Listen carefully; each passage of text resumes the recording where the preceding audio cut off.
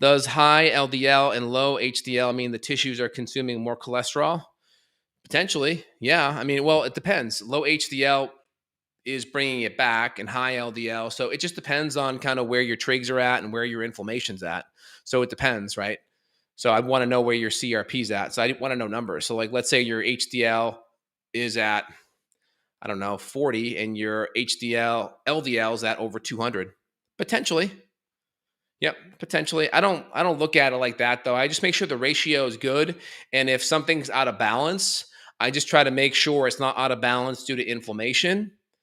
And then I try to make sure your diet's not jacked up on poor fats, excess omega-6s, too much sugar, too much grains, and inflammatory foods.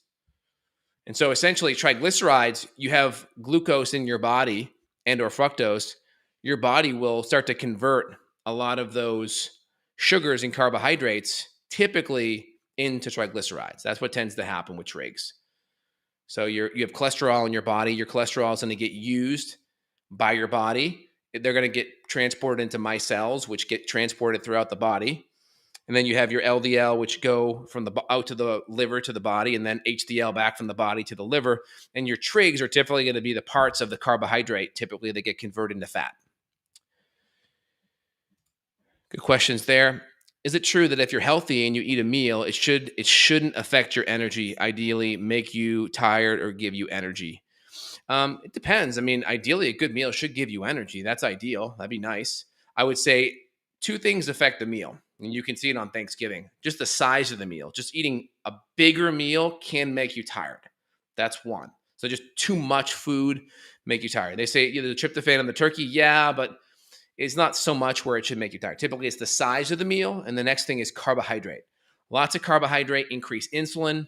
Insulin increases lipogenesis. Lipogenesis means fat storing, right? Lipo, fat, genesis, formation. And that's a very energy depleting process. So if you're making a lot of fat, that can make you make you very tired.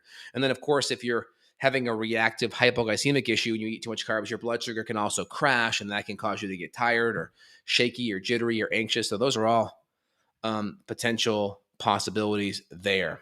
So hope that helps. But in general, yeah, I mean, a meal is going to have protein, a meal is going to have fat. As long as you can break that fat down, it shouldn't overly make you tired or bloated or gassy. So assuming you have good digestion, good fats on board. If you're really active, of course, some carbohydrates or starch or veggies, of course, is going to be helpful. Veggies tend to be more helpful on the micronutrient side. But if you're really active, a little bit of extra starch can provide some good energy as well.